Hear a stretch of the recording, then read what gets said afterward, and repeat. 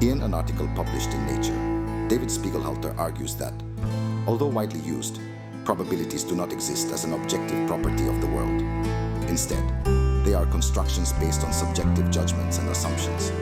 He explains that probabilities do not possess an intrinsic true value that can be measured as seen in weather forecasts.